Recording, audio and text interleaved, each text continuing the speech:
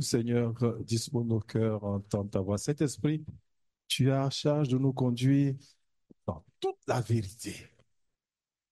Et ta parole dit, vous connaîtrez la vérité et la vérité vous affranchira. Seigneur, au moment où nous recevons la parole, nous nous attendons à la délivrance. Nous attendons à la libération. Au nom de Jésus, nous attendons à la guérison et nous attendons, Seigneur, à l'avancement de ton œuvre dans nos vies. Nous te rendons toute la gloire au nom de Jésus. Amen. Nous continuons donc notre série d'enseignements sur le Dieu qui parle. Nous avons un Dieu qui parle. Amen. Et il parle tout le temps. Mais aujourd'hui, nous allons comprendre la responsabilité que nous avons d'entendre la parole de Dieu.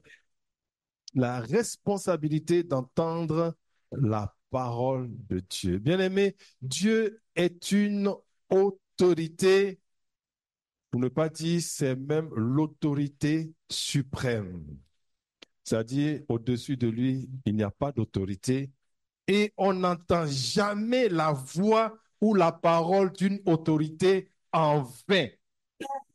Ah, c'est impossible. Si tu as la foi que c'est Dieu qui te parle ce soir, ta vie ne sera jamais la même. Amen. Il est l'autorité suprême. Alors, la parole de Dieu est un ordre parce que c'est l'autorité suprême. La parole de Dieu est une loi et la parole de Dieu est une ordonnance. Non. La parole de Dieu est un ordre, c'est-à-dire qu'elle a un caractère exécutoire et c'est une exécution immédiate. C'est même pas différé. Si tu diffères, c'est comme si tu contestais. Et si tu ne crois pas aussi, c'est une résistance. Qui es-tu pour que quand Dieu parle, tu ne crois pas? Parce que même les démons croient. Ah, mais quand Jésus donne un ordre, ils sont obligés de le supplier. Ah, Mhm. merci Seigneur. Donc, on n'entend pas la voix d'une autorité. Une autorité ne s'adresse pas à toi en vain. Prenons un exemple dans Luc 5, les versets 5 à 25. Luc 1, versets 5 à 25. Du temps d'Hérode, roi de Judée, il y avait un sacrificateur nommé Zacharie de la classe d'Abia. Sa femme était d'entre les filles d'Aaron et s'appelait Élisabeth. Tous deux étaient justes devant Dieu, observant d'une manière irréprochable tous les commandements et toutes les ordonnances du Seigneur. Alléluia. Amen. Voici un exemple extraordinaire. Donc, il s'agit d'un sacrificateur, c'est-à-dire quelqu'un qui connaît la parole de Dieu, quelqu'un qui sert Dieu. Et, et la Bible dit qu'ils étaient irréprochables. Irréprochables, ça dit qu'ils respectaient la parole de Dieu et tous les commandements, et la Bible dit, et toutes les ordonnances du Seigneur. Et qu'est-ce qu'elle ajoute? Mais il n'avait pas d'enfant. Il n'avait pas d'enfant parce que Élisabeth était stérile et ils étaient aussi en âge avancé.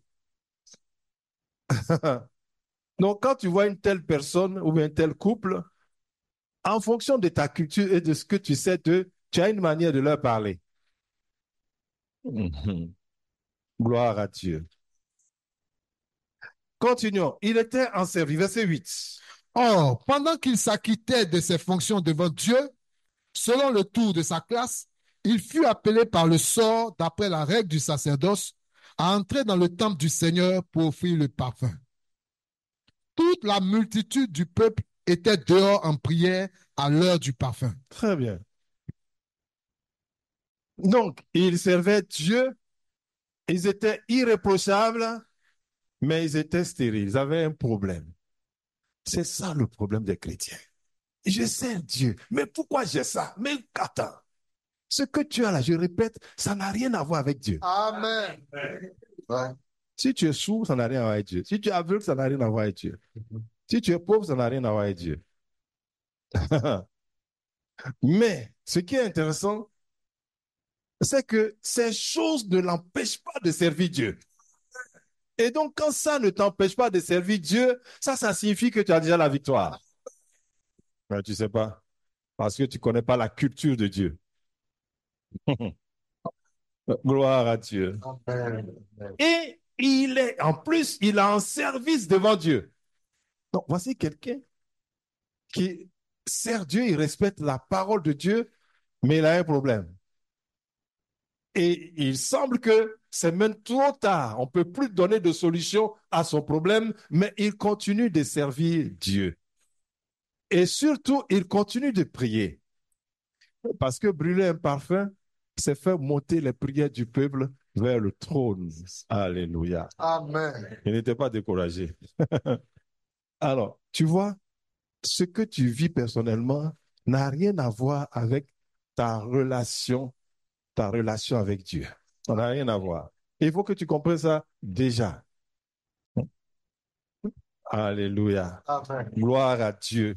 Parce que tu penses que quand Dieu va regarder Élisabeth et Zacharie, il les voit stériles. Il les voit stériles. Amen. Amen. Amen. C'est une autorité. Attends, tu vois une autorité. Prenons une autorité humaine. Et puis la personne voit un mendiant, quelqu'un qui a faim. Est-ce que la condition de cette personne-là peut braver l'autorité de cet homme puissant? Lui, il dit il a faim, mais lui, quand il le regarde, il n'a plus faim. Pourquoi? Parce qu'il l'a déjà rencontré. Amen. Ah. Amen. Amen. Amen. Il ne peut pas l'avoir rencontré et rester avoir faim. Et c'est pour cela que David peut dire, l'Éternel est mon berger, je ne manque rien. C'est pas parce que sa maison est remplie, mais il y a une autorité qui pourvoit à ses besoins. Et c'est cette puissance-là. Allons-y. Verset 11. Alors, un ange du Seigneur apparut à Zacharie et se tint debout à droite de l'autel des parfums. Gloire à Dieu. Chaque fois que tu pries, même si tu ne vois pas, il y a un ange qui est là. Un ange. Parce que la prière est un service de Dieu. Un ange. Et c'est obligatoire que l'ange soit là parce que le service est une ordonnance du Très-Haut. Amen. Il n'y a aucun service qu'on fait sur la... Même ce que je suis en train de faire, c'est une ordonnance du Très-Haut. Et donc, si c'est une ordonnance du Très-Haut, ils sont présents, ils sont là. Et tu dis, je ne les vois pas. Ah, bon, parce que tu ne les vois pas, Dieu n'a plus d'autorité. Toi, tes yeux là. D'ailleurs, même quand tu t'arrêtes, tu ne vois pas derrière toi. Ouais. Et c'est Dieu que tu veux chercher à voir. Yes. Allons-y. Zacharie fut troublé en le voyant, et la frayeur s'empara de lui. Je vais expliquer plus tard pourquoi Zacharie est troublé. Allons-y. Mais l'ange lui dit, ne crains point, Zacharie, car ta prière a été exaucée. Alléluia. Amen. Gloire à Dieu. Amen. Bon, allons-y, j'explique en même temps. Pourquoi Zacharie est troublé alors qu'il envoie dans le temple une prière qui est adressée à Dieu? À cause de ce qu'il y a dans sa tête, c'est revenant. C'est un esprit. Amen. Comment tu peux servir Dieu dans son temple et tu penses à autre chose? Gloire à Dieu. Et c'est ça le problème surtout des Africains. Continue. Ne crains point, Zacharie, car ta prière a été exaucée. Wow. Quand Dieu s'adresse à toi pour que tu saches que c'est Dieu, deux choses. La paix soit avec toi, ne crains rien. Amen. Ça, et c'est celui qui a autorité qui peut te dire, la paix soit avec toi. C'est lui qui peut te dire, ne crains rien. Ouais. Gloire, allons-y. Ta femme Élisabeth t'enfantera un fils Hmm. et tu lui donneras le nom de Jean. Ah, continue. Il sera pour toi un sujet de joie et d'allégresse. Mhm. Et plusieurs se réjouiront de sa naissance, Yes. car il sera grand devant le Seigneur.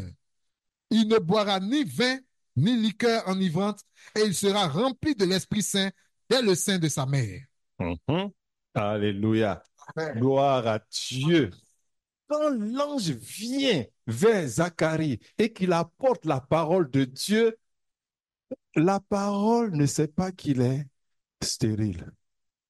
La parole ne sait pas qu'il est quoi? Qu'il a avancé en âge. Toi, tu le sais parce que ça, ce sont tes adversaires. Mais ça, ce ne sont pas les adversaires de Dieu. Amen, amen.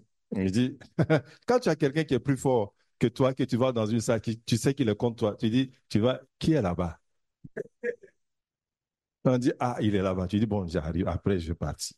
Mais comme rien ne peut se présenter devant la face de Dieu, il ne sait même pas, il ne veut même pas connaître que Zacharie vit quelque chose. On dit, il est stérile, il est avancé en âge. Bien aimé, si tu adoptes cette pensée de Dieu, tu marches dans le surnaturel. Allons-y, allons-y, allons-y. Il ramènera plusieurs des fils d'Israël au Seigneur leur Dieu. Il marchera devant Dieu avec l'esprit et la puissance d'Élie Wow. Allons-y, allons-y. pour ramener les cœurs des pères vers les enfants et les rebelles à la sagesse des justes, afin de préparer au Seigneur un peuple bien disposé. Pendant que lui et sa femme sont en train de pleurer parce qu'ils sont stériles, leur enfantement fait partie d'un programme de Dieu. Ah. Parce que lui, il ne va pas regarder. Ce que Dieu veut que tu fasses là, tu vas le faire. Amen. Et ce qu'il veut que tu deviennes, tu le deviendras. Parce qu'il est l'autorité. Allons-y. Zacharie dit à l'ange, à quoi reconnaîtrai-je cela? Voilà. Car je suis vieux et ma femme est avancée en âge. Attends, c'est la personne qui vient parler là. C'est elle que tu es vieux, que tu as avancé en âge. Est-ce que quand l'ange a parlé, a-t-il fait mention de ces choses-là? Donc, bien aimé, quand tu prends la parole de Dieu et que la parole ignore ce que tu vis, reste sur la parole de Dieu. Il y va de son autorité. Gloire à Dieu. Tout un programme. Tu vas avoir un enfant. Il sera puissant devant le Très-Haut. Il va ramener les pères vers les fils et les fils vers les pères et il va marcher avec la puissance d'Élie. Il va, Zacharie, pardon, je sais que tu es stérile. Ce que je vais dire là, faut pas, ça va t'effrayer. Il faut croire. Est-ce que tu sais que même quand on est vieux, on peut avoir enfant? Ça, ce sont des paroles humaines, ça. C'est du charabia. Ça n'a pas de sens de dire ce genre de choses. Quand Dieu vient, ce qu'il veut faire dans ta vie, là, s'impose aussitôt. Ça s'impose. Donc, ce que Zacharie est en train de dire, c'est la même chose. C'est ce qu'il a effrayé quand il a vu l'ange. C'est le même langage. Un vieux ne peut pas avoir d'enfant. Une vieille ne peut pas avoir d'enfant. Donc, comment on va faire? Continue. L'ange lui répondit, Ah, je suis Gabriel. wow. Je me tiens devant Dieu. J'ai été envoyé pour te parler et pour t'annoncer cette bonne nouvelle. Il dit, quand il parle, il s'arrête dans l'autorité de Dieu. Attends, tu ne sais pas de quoi on parle. Je suis Gabriel, je me tiens devant Dieu. C'est-à-dire que je vois Dieu. Et là, il m'a envoyé, je viens de quitter le trône de Dieu pour venir vers toi. Donc, quand il vient de Dieu, du trône de Dieu vers toi, est-ce qu'il y a esprit de mort dedans? Toi qui dis qu'il faut mourir avant de voir Dieu. Là. C'est pour ça que vous avez des revenants partout. Quand on connaît le Seigneur, la porte est ouverte. Amen. Gloire à Dieu. Attends, sais-tu de quoi je parle? Je me tiens devant Dieu et je suis venu t'annoncer la parole de Dieu qui doit être pour toi une bonne nouvelle. Continue. Et voici, tu seras muet Ah, et tu ne pourras parler ah. jusqu'au jour où ces choses arriveront. Tu vois, quand il dit voici, tu seras muet. Faut pas demander comment. Mhm. Ça veut dire, tu es déjà muet. Hmm. Voilà. Tu oses parler contre l'autorité de Dieu. Et c'est ça beaucoup de chrétiens ont parlé contre l'autorité de Dieu. Hmm. Parce que tu considères ce que tu es et ce que tu vis. Et il dit, tu seras muet. Pourquoi? Parce que quand Dieu parle, on doit se taire. Amen. Que toute la terre fasse silence, car l'Éternel parle. Amen. Gloire à Dieu. Continue. Tu seras muet et tu ne pourras parler jusqu'au jour où ces choses arriveront parce que tu n'as pas cru à mes paroles qui s'accompliront en leur temps. Waouh. Même si tu ne crois pas, ça va s'accomplir. Et pour te montrer que ça va s'accomplir, ta bouche est fermée. Amen. Eh, quelqu'un qui devait chanter tous les jours, quelqu'un qui devait se réjouir, ce qu'il attendait depuis des années, maintenant sa bouche est fermée. Il ne peut pas se réjouir quand il va se réjouir. Alléluia. Ça veut dire que même si tu ne crois pas, tais-toi. Ça va s'accomplir. Garde le silence devant le Seigneur. Allons-y. Cependant, le peuple attendait Zacharie, s'étonnant de ce qu'il restait si longtemps dans le temple. Quand il sortit, il ne put leur parler. Et il comprit qu'il avait eu une vision dans le temple. Il leur faisait des signes et il resta muet. Voilà. Merci. Alors, on s'en va au verset 26. Attends, continue. Verset 23. Verset 23, allons-y, oui. Lorsque ses jours de service furent accomplis, il s'en alla chez lui. Quelque temps après, Quelque temps après. Attends, même quand c'est Dieu qui parle, c'est pas obligé que ça se fasse sur place. Amen, amen. Pour toi, là, quand ça ne se passe sur place, c'est comme s'il n'y avait pas d'autorité. Et tous ceux qui veulent sur place, là, c'est ceux qui n'ont pas d'autorité. Parce que s'il ne fait pas sur place, ça ne va pas arriver. Mais Dieu, il prend son temps. Ce qui est dit est programmé et ça va arriver en son temps. Mais quand tu sais que c'est comme ça, tu restes tranquille. Et quand tu vas, tu dis non, depuis il a parlé là, je vois rien. Non, c'est parce que toi, tu n'as pas de force. Quand tu parles, tu veux qu'on exécute tout de suite. Non, non. Amen, amen. Tout ce qu'il dit, ça se fait. Allons-y. Quelque temps après, Élisabeth, sa femme, devint enceinte. Elle se cacha pendant 5 mois. Waouh, elle devint Ah. enceinte. Elle qui n'a pas reçu la parole Mhm. Yes. s'est retrouvée enceinte. Yes. Où est partie sa vieillesse? Alléluia. Et où est partie sa vieille femme? Ce qui est sûr, la parole de Dieu s'est réalisée. Tu deviens ce qu'il dit. Et si tu deviens ce qu'il dit, commence à dire ce qu'il te dit. Allons-y. Elle se cacha pendant 5 mois, disant, c'est la grâce que le Seigneur m'a faite quand il a jeté les yeux sur moi, ôté mon opprobre par mes hommes. Et pourtant, elle n'a pas vu l'ange. Certainement, quand le monsieur est arrivé, il lui a fait des signes. Il lui a dit,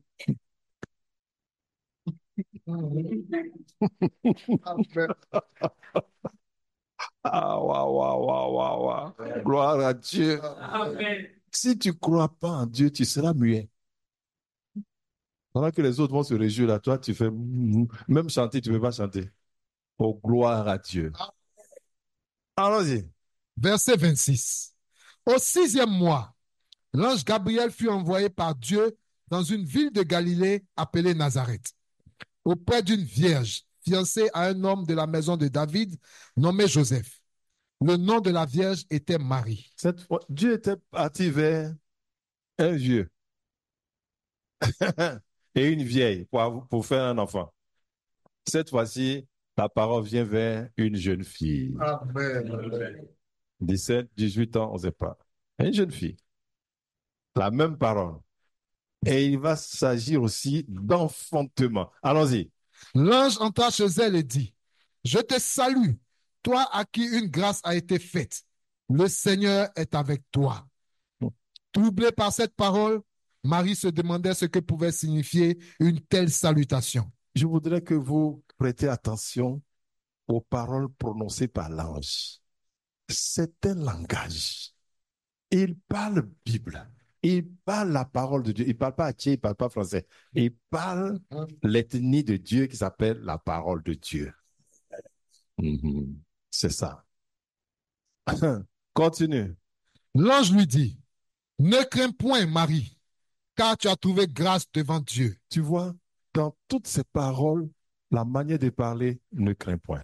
C'est ça. Tu as trouvé grâce. Ça, c'est le langage de Dieu. Amen. Ça, c'est la langue de Dieu. Allons-y. Et voici, tu deviendras enceinte et tu enfanteras un fils et tu lui donneras le nom de Jésus. S'il te plaît, Marie, il y a quelque chose qui va t'arriver. Ah, ça n'est jamais arrivé au milieu des hommes. On m'a dit de te dire que tu seras enceinte. Il t'a dit, Dieu est venu te dire que tu seras enceinte. C'est comme ça qu'il a parlé. Amen. Quand Dieu t'envoie, tu parles dans l'autorité de Dieu. Amen. Et si tu ne parles pas dans l'autorité de Dieu, on va te chasser toi-même. On ne va plus t'envoyer. Continue. Il sera grand et sera appelé fils du Très-Haut. Et le Seigneur Dieu lui donnera le trône de David, son père. Il régnera sur la maison de Jacob éternellement et son règne n'aura point de fin. C'est un langage spirituel, n'est-ce pas, que l'ange parle toujours. Il parle de David, il parle de trône, il parle de ça. Mais Marie doit comprendre. Allons-y. Marie dit à l'ange, comment cela se fera-t-il puisque je ne connais point d'homme? Voilà. C'est la même question. La même question. Ouais. Zacharie a dit, je suis vieux, avancé en âge. Comment cela va se faire? Elle aussi a dit quoi? Comment cela se dit, fera-t-il? elle est jeune. Je ne Elle n'est pas mariée. elle ne connaît pas d'homme. Voilà. Elle ne connaît pas d'homme. Elle est vierge. Voilà. Comment ça va se faire? Alors, là, Marie, allons-y, la réponse de l'ange. L'ange lui répondit, le Saint-Esprit viendra sur toi Hein? et la puissance du Très-Haut te couvrira de son ombre. C'est pourquoi le Saint-Enfant qui naîtra de toi sera appelé Fils de Dieu. Voici, Élisabeth C'est apparut. bon, avant, voici. Il dit, l'ange lui répondit, le Saint-Esprit viendra sur toi et la puissance du Très-Haut te couvrira de son nom. Oui, Marie, t'en fais pas. L'autorité de Dieu est engagée dans cette affaire. Toi, reste tranquille. L'autorité de Dieu est engagée dans cette affaire. Parce que avoir un enfant hors mariage, c'est interdit par la loi. Même des relations. La fornication est interdite.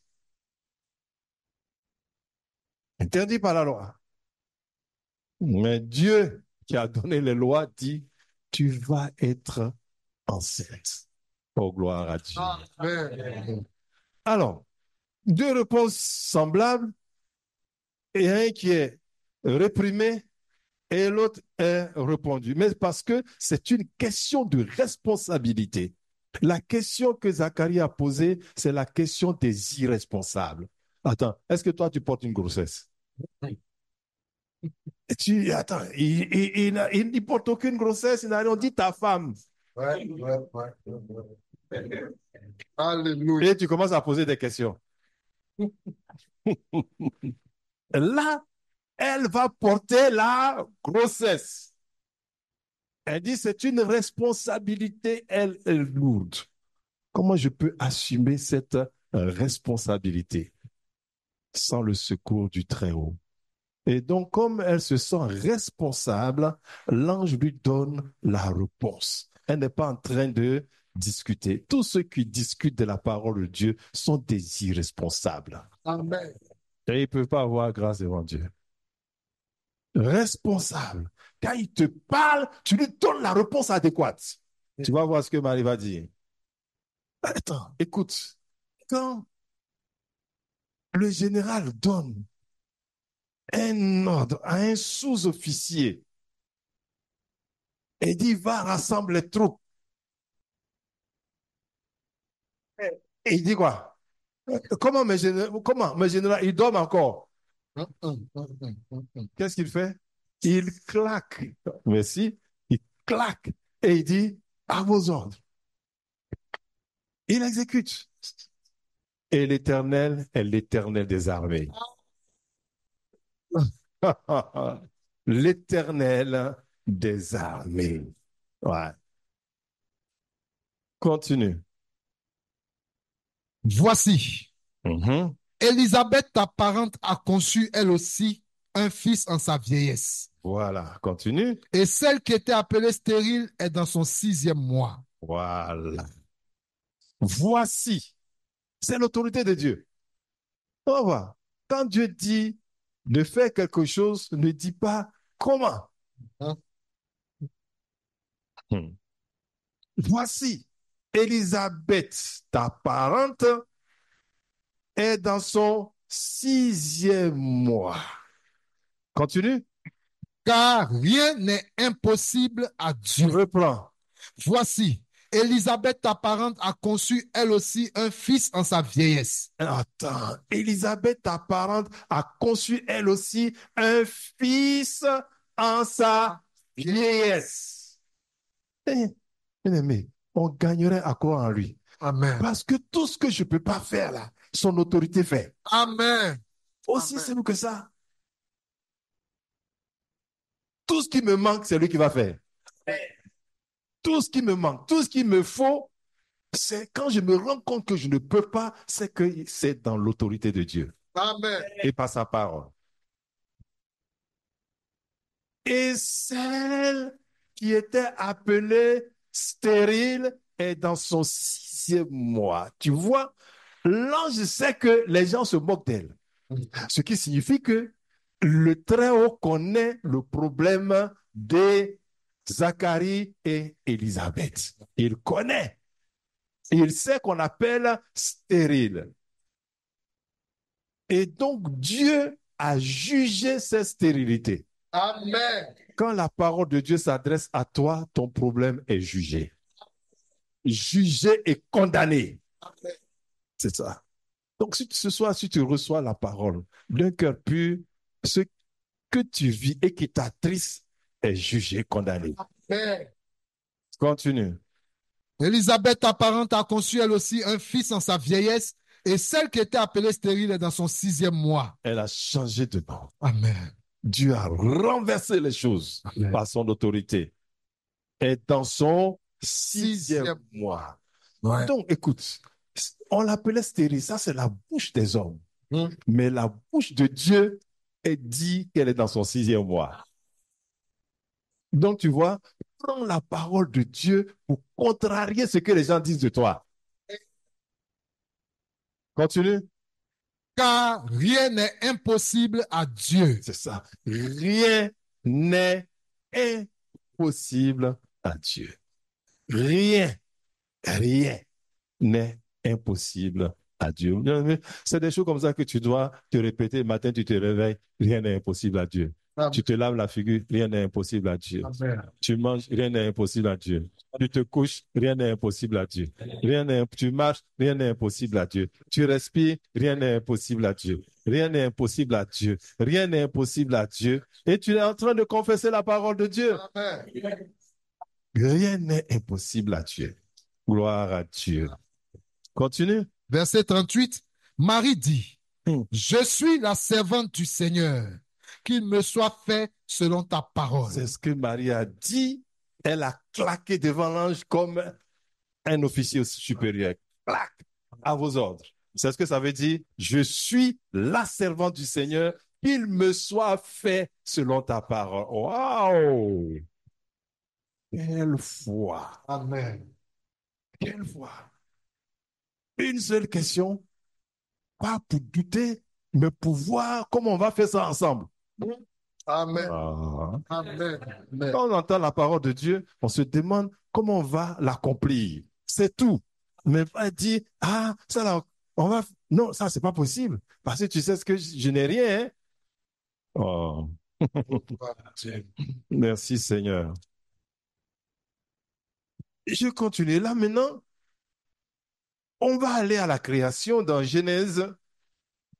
C'était mon premier exemple. Mon deuxième exemple, c'est dans Genèse 1, verset 1 à 4. Genèse 1, verset 1 à 4.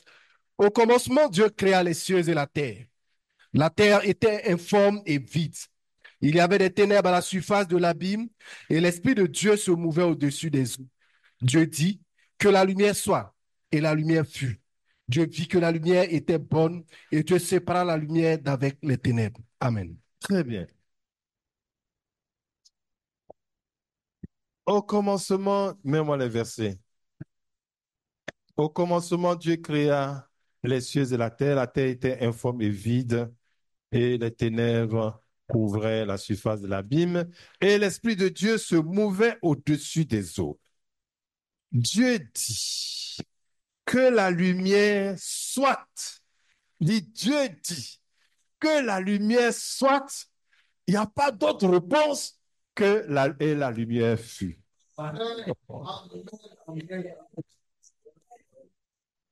Donc, bien aimé, ce que tu lis même dans l'écriture que tu es en train de lire, hein, dis-toi que c'est déjà accompli. Donc, tu veux chercher les bonnes parties de l'écriture comme toi et puis lis. Ça va s'accomplir. Alors, quand Dieu dit que la lumière soit, on ne se pose pas la question pour dire, mais ça va venir d'où? Et c'est quoi même? Que la lumière soit, la lumière va venir d'où? Et comment? Non. Parce que Dieu ne peut pas commander quelque chose qui n'est pas déjà sous son autorité. Ça n'a pas de sens. Que je commande quelque chose qui n'est pas sous mon autorité. Donc, tout ce que Dieu dit, tout ce qui est écrit dans la parole se trouve sous l'autorité de Dieu. Amen. Voilà. Parce que si ce n'est pas sous son autorité et qu'il dit que la lumière soit, levez-vous, allons chercher la lumière. Allons chercher et on va lutter, on va combattre, on va creuser, on va chercher. Mais que la lumière soit, ça veut dire que c'est déjà sous son autorité. Comme dit quelqu'un, quand un riche veut t'aider, quand tu lui demandes quelque chose, là où il a arrêté, là, il met sa main dans son poche et puis il te dit. Mais quand quelqu'un n'a pas les moyens, quand il veut t'aider, il dit, bon, on est le combien aujourd'hui? Ah, c'est le combien même? On est le combien aujourd'hui? Le 15. Ah, et toi aussi, au milieu du mois comme ça, là. La personne n'a pas de force. Quand tu as la force, tu ne vas pas dire, va, viens. Va, viens. Gloire à Dieu. Et Dieu est tout-puissant. Et s'il te dit de croire et qu'il t'a exaucé, toi crois. Amen. Parce que ce que tu lui as demandé est sous l'autorité de sa parole.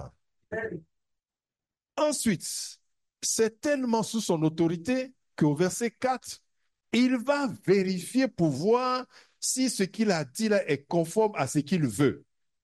Dieu vit que la lumière était bonne et Dieu sépara la lumière d'avec les ténèbres, tu vois. Il commande. Donc, quand la parole de Dieu s'adresse à toi, ça ne suffit pas et que ça s'accomplit, Dieu va voir est-ce que c'est exactement ce qu'il a demandé. Hein? Parce que le diable peut toujours interférer, comme les enfants d'Israël en Égypte. Et il dit, sortez, vous allez dépouiller les Égyptiens. Les Égyptiens disent, sortez sans vos moutons, sans vos affaires, sortez. Alors voilà. Ça, ils peuvent pas. Moïse dit, c'est pas comme ça qu'il nous a dit de sortir. Gloire à Dieu. Amen. Dieu démontre ainsi sa force. Quand vous regardez, donc dans Genèse 1, vous allez voir au verset 10, au verset 12, au verset 18, au verset 21, au verset 25 et verset 31, Dieu vit que cela était bon. Ça veut dire, c'est pour ça qu'on revient au verset 1. Au commencement, Dieu créa les cieux et la terre. Ça veut dire que la création était déjà sous son autorité. C'est pour cela qu'il veut dire que la lumière soit, et la lumière vient, que ce soit vienne, que vienne. Voilà, tout est déjà sous son autorité. Et si toi, tu es déjà sous son autorité, parce qu'il t'a créé à son image et selon sa propre ressemblance, tu es déjà sous son autorité. Donc, si tu es déjà sous son autorité, eh bien, tout ce qu'il commande dans ta vie va s'accomplir. Sinon, tu ne serais pas sous son autorité. Oh, tu es sous son autorité. Voyons l'exemple d'Adam et Ève, toujours dans Genèse 2, 15 à 17. Genèse 2, 15 à 17. L'Éternel Dieu prit l'homme et le plaça dans le jardin d'Éden pour le cultiver, pour le garder. L'Éternel Dieu donna cet ordre à l'homme. Tu pourras manger de tous les arbres du jardin, mais tu ne mangeras pas de l'arbre de la connaissance du bien et du mal, car le jour où tu en mangeras, tu mourras. On reprend ça posément. L'Éternel Dieu prit l'homme et le plaça dans le jardin d'Éden pour le cultiver et pour le garder. L'Éternel Dieu donna cet ordre à l'homme. Tu pourras manger de tous les arbres du jardin, mais tu ne mangeras pas de l'arbre de la connaissance du bien et du mal, car le jour où tu en mangeras, tu mourras. Très bien. Adam est formé et placé dans le jardin avec une mission et un ordre. C'est ça qui constitue la responsabilité. Un homme sur la terre a une mission et un ordre de Dieu. Bien aimé, si tu n'as pas ça, tu es un irresponsable sur la terre. On devait entendre amen normalement là, hein, parce que tu te demandes si tu es dans cette catégorie. Hein? Si tu n'es pas dans cette catégorie, tu es un irresponsable. Quelle est ta mission? Et quel est l'ordre de mission? Tu es à ton propre compte. Libre. Non, libre, irresponsable. Ce que ça veut dire. Et quand vous voyez dans ce passage, Adam ne prononce aucune parole. Il n'a aucune parole, il n'a aucune autorité. Adam vit de l'autorité de Dieu et de sa parole. Voilà. Et c'est ça qui établit la responsabilité. Verset 18 au verset 20. Verset 18 à 20. L'Éternel Dieu dit, il n'est pas bon que l'homme soit seul. Je lui ferai une aide semblable à lui. D'accord. Dieu dit, il n'est pas bon que l'homme soit seul. Donc, c'est un jugement que Dieu prononce sur la vie d'Adam. Il n'est pas bon que l'homme soit seul. Je vais lui faire une aide semblable à lui. Ok, continuons. Verset 19. L'Éternel Dieu forma de la terre tous les animaux des champs et tous les oiseaux du ciel. Et il les fit venir vers l'homme pour voir comment il les appellerait, et afin que tout être vivant portât le nom que lui donnerait l'homme.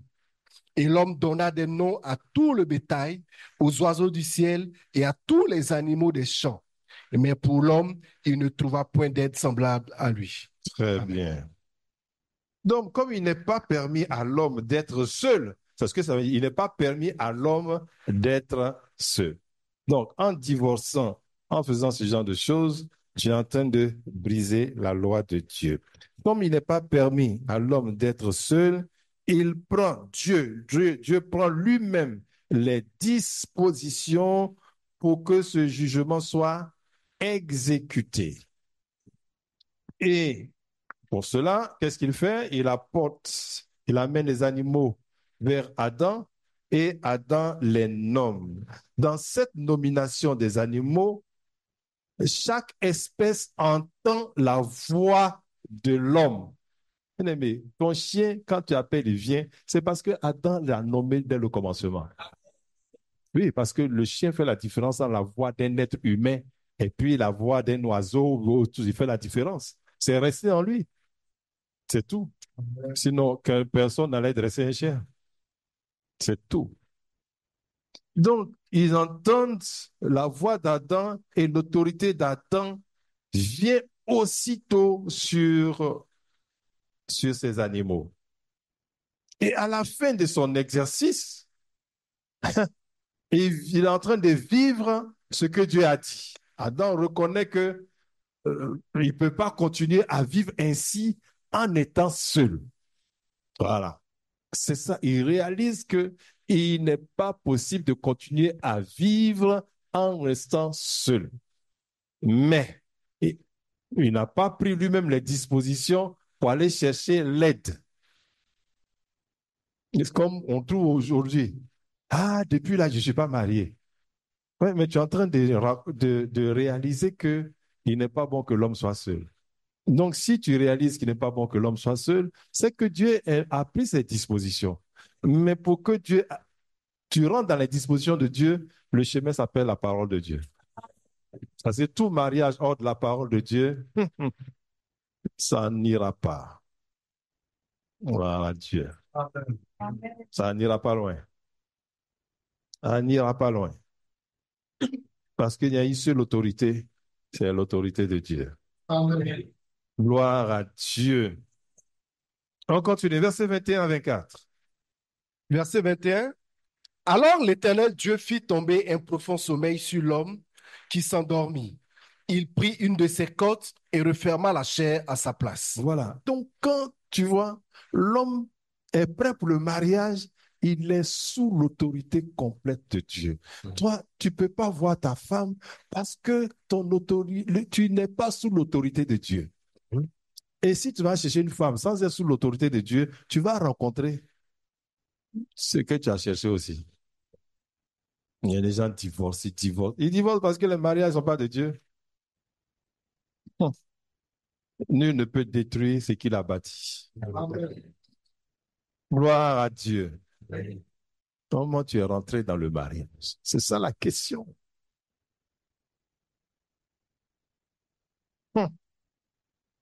Tu es mal rentré. Donc on dit, viens, on va vous former. Viens te mettre sous l'autorité de Dieu. Tu dis, tu n'as pas le temps. OK.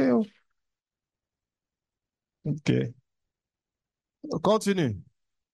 Verset 22.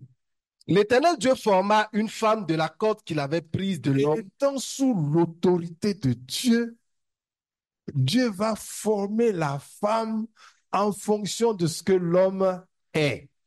Amen. En fonction de ce que l'homme est.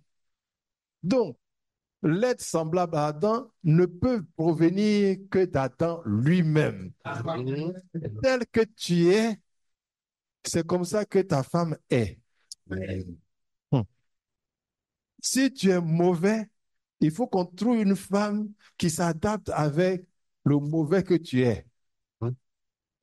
Amen. Amen. Tu dis même pas Amen, c'est grave. Vas-y, c'est de toi qu'on parle. Alléluia. Gloire à Dieu. C'est ton vis-à-vis.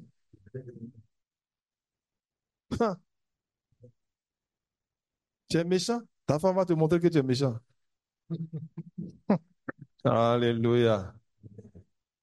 Mais si tu te laisses faire, puisque la femme va sortir, tu vois, la manière dont tu te soumets à Dieu, là, c'est comme ça que la femme va venir. Si tu te soumets totalement à Dieu, la femme qui va venir là, elle sera soumise totalement à Dieu. C'est ça qu'on dit que c'est l'homme qui est chef. C'est lui qui commande. Il commande quoi? Il commande ce que le mariage va devenir. Pour que le mariage devienne bien, il faut que lui-même soit soumis très bien à Dieu. Voilà. Tu n'es pas soumis à Dieu et puis tu demandes à ta femme pourquoi tu n'es pas soumise. Gloire à Dieu. Le mariage est sous l'autorité de Dieu et non de l'être humain et non de l'homme. Sous l'autorité, on a vu ce que ça veut dire être sous l'autorité de Dieu. Être sous l'autorité de Dieu, c'est être responsable. Parce qu'on a une mission dans le mariage. On n'est pas venu s'amuser. On a une mission. Continue. L'Éternel Dieu forma une femme de la côte qu'il avait prise de l'homme et il l'amena vers l'homme. Est-ce que c'est Adam qui a formé la femme? La femme était formée sous l'autorité de Dieu. Donc, toutes tes revendications que tu fais dans le mariage, ça n'a pas de sens. Je suis ceci, je suis cela. On devait entendre dans ton mariage, Dieu est. Ça, c'est un homme responsable. Dieu est l'autorité suprême. Ma femme, faisons ce que Dieu a dit. Le Seigneur est fidèle. Il va nous visiter. Il ne nous lâchera pas, comme Job et sa femme. Tu vois, comme Job était sous l'autorité de Dieu. Et ça a sauvé son foyer. Un homme qui est sous l'autorité totale de Dieu sauve son foyer. Ouais. Continue. Verset 23, et l'homme dit, voici cette fois celle qui est os de mes os et chair de ma chair. On l'appellera femme parce qu'elle a été prise de l'homme. C'est pourquoi l'homme quittera son père et sa mère et s'attachera à sa femme et ils deviendront une seule chair. Très Amen. bien. Comment Dieu a-t-il formé la femme? La femme, Dieu a formé la femme pour qu'elle associe Dieu et Adam. Amen. Amen. Amen. Lève-toi. Viens. Comme c'est un couple, au moins j'ai ça. Ça, c'est monsieur et madame. En vrai, hein, c'est pas c'est pas un amusement. Viens ici. Viens là. Dépêche-toi.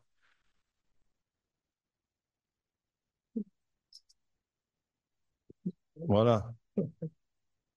Dieu et Adam. Vous voyez? Lève bien la tête.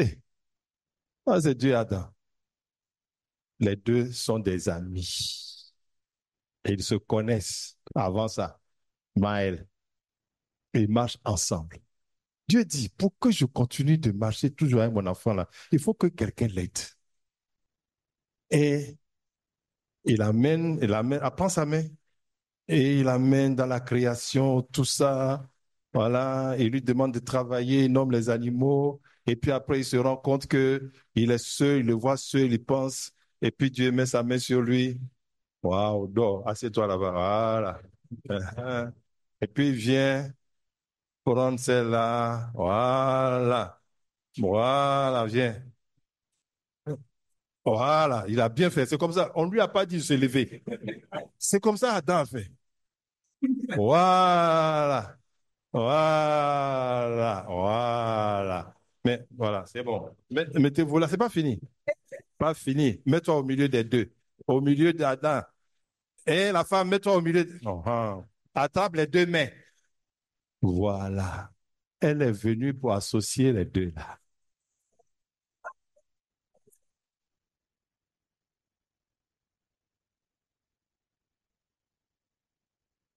Elle n'est pas venue pour que son mari la serve.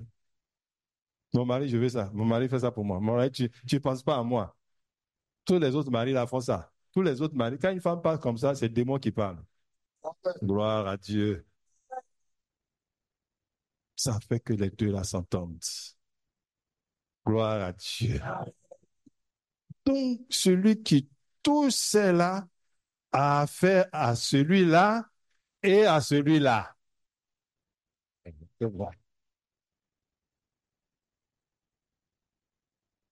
C'est comme ça qu'il a fait le mariage. Bien-aimé, quand c'est comme ça, est-ce qu'il y a parole dans ça?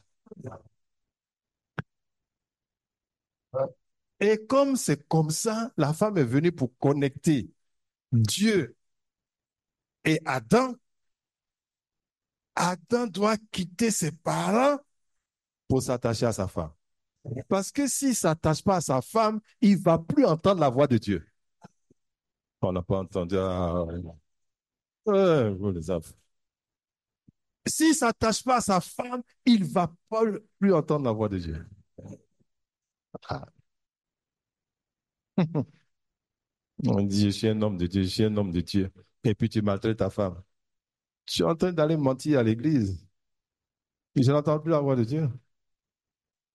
Parce que ce n'est pas toi qui as fait, c'est comme ça qu'il a fait par sa parole. Voilà pourquoi le diable sait que pour détruire l'autorité de l'homme, il faut renverser le mariage. Voilà. Il faut séduire la femme. Une fois qu'il a séduit la femme, c'est fini. Eh bien, mon mari, toi, tu peux devenir comme Dieu. C'est ça, non? Tu peux devenir comme Dieu. Tu n'as pas besoin d'être lui. Quand elle a lâché la main de Dieu, Voilà. Maintenant, elle commande son mari. Une femme qui commande son mari, c'est le foyer qui est sous l'autorité du diable. Amen. Amen. Gloire à Dieu. Bien-aimé, c'est quoi la responsabilité? La responsabilité, c'est la réponse adéquate que nous donnons à la parole de Dieu. Amen. La réponse adéquate que tu donnes à Dieu quand il te parle.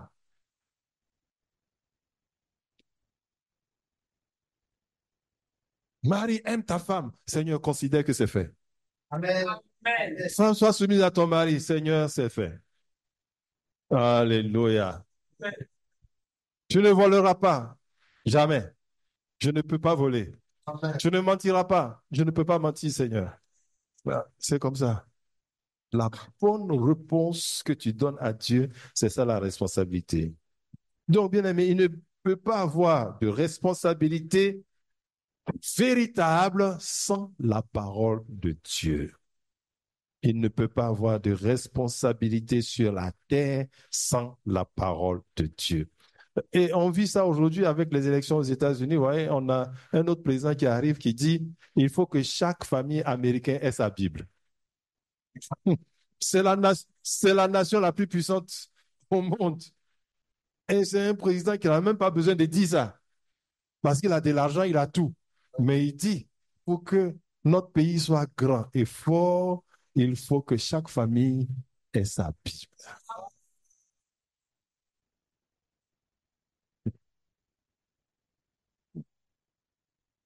Hein? Ah, gloire à Dieu. C'est ce que j'ai dit. Tu ne peux pas être responsable sur la terre et tu ne connais pas la parole de Dieu. Et tu ne connais même pas la mission que Dieu t'a donnée. Tu es directeur d'entreprise. Et puis tu cherches, ce sont les chiffres que tu es en train de faire. Mais tu es stupide. Amen. Parce que la plus grande entreprise, c'est la création. Amen. Et regarde comment Joseph a géré l'Égypte. Comment il a géré les affaires de Potiphar. C'est comme ça. Parce que nous sommes une source de bénédiction. Amen. C'est ça. Et quand tu es un bon responsable devant Dieu, tu deviens une source de bénédiction. Ici, nos responsables, nous tous, chacun à son niveau, est responsable. Tu es responsable quand tu connais la parole de Dieu, tu la mets en pratique et que tu sers Dieu, tu es un responsable. Merci Seigneur.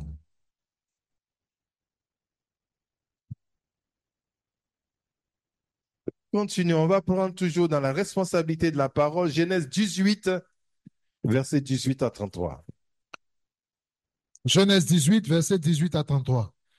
Abraham deviendra certainement une nation grande et puissante, et en lui seront bénies toutes les nations de la terre. Vous voyez, vous regardez la responsabilité qu'il donne à Abraham. Abraham va devenir une nation grande et puissante et toutes les familles seront bénies en Abraham. Donc, quand tu crois en Jésus-Christ, tu deviens membre de la postérité d'Abraham, tu deviens fils et fille d'Abraham. Quand tu crois en Jésus-Christ, tu es connecté dans cette alliance. Amen. Et tu dois être responsable. Allons-y, allons-y, allons-y. Allons-y. Car je l'ai choisi, Il est choisi. afin qu'il ordonne à ses fils et à sa maison après lui de garder la voie de l'Éternel. Voilà. Donc, de garder la voie de l'Éternel. Abraham a une responsabilité de transmettre la parole de Dieu à sa postérité, à ses enfants, en pratiquant la droiture et la justice. Si ses enfants font cela, l'Éternel accorde toutes les faveurs à Abraham. Voilà, c'est ce que ça veut dire. Quand tu as jeûné, tu as prié, tu as sauté, tu as crié, tu as lié. Mais peut-être le problème est dans ta maison. Il n'y a pas la parole de Dieu dans ta maison. Tu ne donnes pas la parole de Dieu à tes enfants. On ne sait même pas que tu obéis à la parole de Dieu. Donc, c'est comme ça, il n'y a pas de responsable dans cette maison. Continuons. Et l'Éternel dit, Le cri contre Sodome et Gomorrhe s'est accru et leur péché est énorme. Pourquoi Dieu peut dire ça à Abraham? Il est responsable. Dieu tient Abraham comme un responsable sur la terre. Je parle de responsable de son règne, un responsable sous l'autorité de Dieu. Amen. Parce qu'on est toujours responsable sous l'autorité de quelqu'un. Voilà. Donc, première chose, mission, tu dois enseigner la parole de Dieu à tes enfants. C'est ce que tu dois faire. Et en cela, tu vas devenir une source de bénédiction. Mais comme c'est un responsable maintenant, il dit, je suis descendu sur la terre là, parce qu'il y a deux nations, deux villes de l'autre côté qui font du bruit. Continue, lis la part. Et l'Éternel dit, le cri contre Sodome et Gomorrhe s'est accru Le cri contre Sodome et Gomorrhe s'est accru, allons-y. et leur péché est énorme. Leur péché est énorme. C'est pourquoi je vais descendre Je vais descendre. et je verrai s'ils ont agi entièrement selon le bruit venu jusqu'à moi. Et si cela n'est pas, je le saurai. Dieu est en train de prendre ses responsabilités. Il y a des gens qui font le désordre sur la terre. Il prend ses responsabilités. Il dit, il va voir ce que les anges lui ont rapporté. Est-ce que c'est vrai ou pas de Sodome et Gomorrhe? Quand Dieu descend comme ça, le jugement est déjà prononcé. Ça, c'est clair. Abraham ne va pas dire qu'il n'a rien entendu. Il serait irresponsable. Comme la parole de Dieu que tu entends ce soir, si tu t'en vas en disant je n'ai rien entendu, tu es un irresponsable. Parce que ce que tu as entendu là, ça doit diriger ta vie et diriger l'entourage, tout ce qui est autour de toi, pour qu'on l'on sache que tu as entendu la parole de Dieu. Allons-y. Les hommes s'éloignèrent et allèrent vers Sodome. Mais Abraham se tint encore en présence de l'Éternel. Abraham s'approcha et dit, feras-tu aussi périr le juste avec le méchant? Peut-être y a-t-il 50 justes au milieu de la ville. Les feras-tu périr aussi? Et ne pardonneras-tu pas à la ville à cause des 50 justes qui sont au milieu d'elle? Fais mourir le juste avec le méchant, en sorte qu'il en soit du juste comme du méchant. Loin de toi cette manière d'agir. Loin de toi. Celui qui juge toute la terre n'exercera-t-il pas la justice? Oh. Est-il en train de donner conseil à Dieu? Est-il en train de donner conseil à Dieu? Non, ils ne savent pas comment dire. Il parle dans l'autorité de Dieu. Amen. C'est Dieu qui lui a ouvert cette voie pour qu'il puisse prier et intercéder en faveur d'autres personnes. C'est ce qu'il cherche tous les jours. Dans cette famille, il cherche quelqu'un, il ne trouve personne. Chacun est occupé à avoir son argent, à avoir sa voiture, à avoir ceci, cela. Et tous ceux qui meurent à côté de toi. Continue. Il dit, mais toi, tu es le premier responsable sur la terre. Tu rends la justice et puis tu vas faire mourir le juste avec le méchant. Ah non, tu ne peux pas faire ça. Seigneur, ah non, tu ne peux pas faire ça. Le juste, c'est celui qui marche selon la voie de Dieu. C'est celui qui marche selon la parole de Dieu. C'est celui qui a foi en la parole de Dieu. Le méchant, c'est celui qui ne croit pas à la parole de Dieu, il ne cherche pas à la connaître et qui marche selon la vanité de ses pensées. Donc, tu vois, quand quelqu'un marche selon la vanité de ses pensées, le jugement, c'est de le détruire. Ouais. Il ne vaut rien. Dis, cette personne ne vaut rien. On va arriver devant, tu vas voir. Continue. Et l'Éternel dit, si je trouve dans Sodome 50 justes au milieu de la ville, je pardonnerai à toute la ville à cause d'eux. Continue. Abraham reprit et dit, voici, j'ai osé parler au Seigneur, moi qui ne suis que poudre et cendre. Tu as vu, il reconnaît ce qu'il est devant Dieu. C'est celui qui dit, là, il est en train de négocier. Parce que si Dieu fait sa aide, c'est qu'il a déjà disparu. Se rend compte de son autorité et pardon. Allons-y. Peut-être des 50 justes en manquera-t-il 5? Ou 5 détruira-t-il toute la ville? Et l'Éternel dit, je ne la détruirai pas si j'y trouve 45 justes. Abraham continua de lui parler. Ainsi, jusqu'à arriver à 10 justes.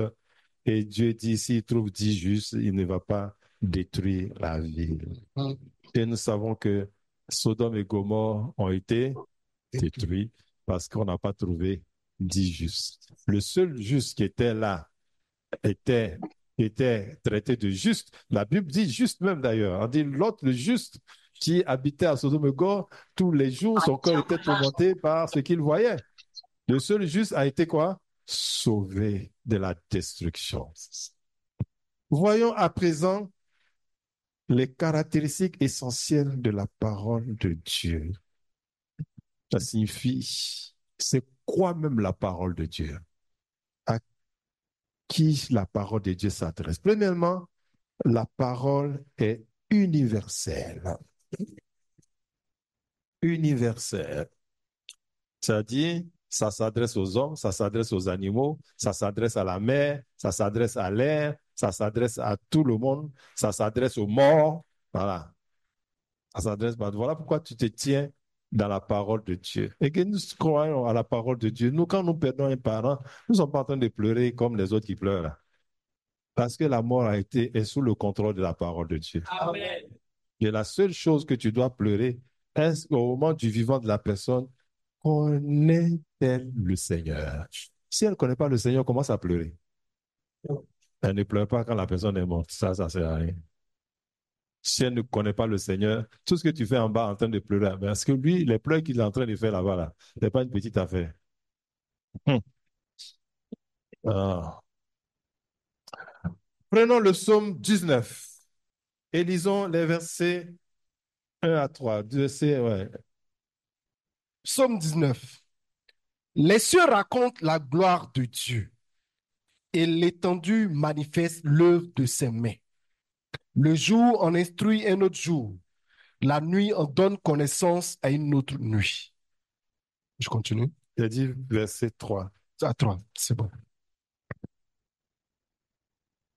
Tu as lu quoi? Juste verset 3, donc tu as fini de lire le verset 3? Oui, verset 3 dit, le jour en instruit un autre jour, la nuit en donne connaissance à une autre nuit. Merci, donc c'est bon. C'est le décalage que j'ai vu sur l'écran. Alors, ce psaume a été écrit par le roi David. Ce sont des chants.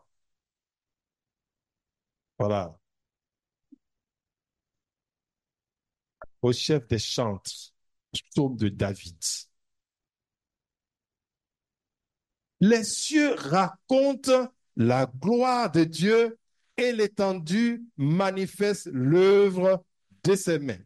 Le jour en instruit un autre jour, la nuit en donne connaissance à une autre nuit. Le verset 2 montre que la parole de Dieu couvre tout l'univers. À la fois l'univers visible et invisible.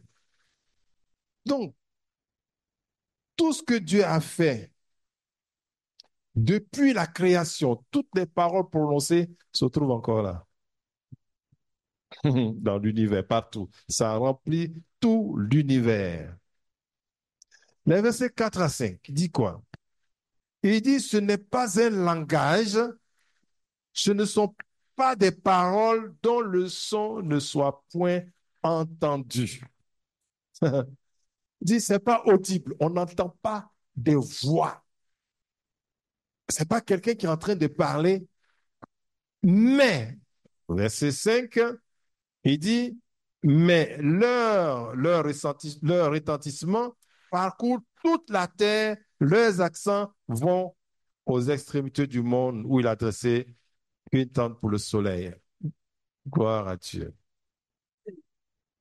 Le verset 5 dit quoi? Leur retentissement, c'est-à-dire on les entend. Comme Jésus dit, le vent souffle, tu entends le bruit, mais tu ne sais d'où il vient ni où il va. C'est la même chose. Tu ne sais pas d'où viennent le son, mais c'est comme des ondes. Des ondes. Des ondes. Voilà.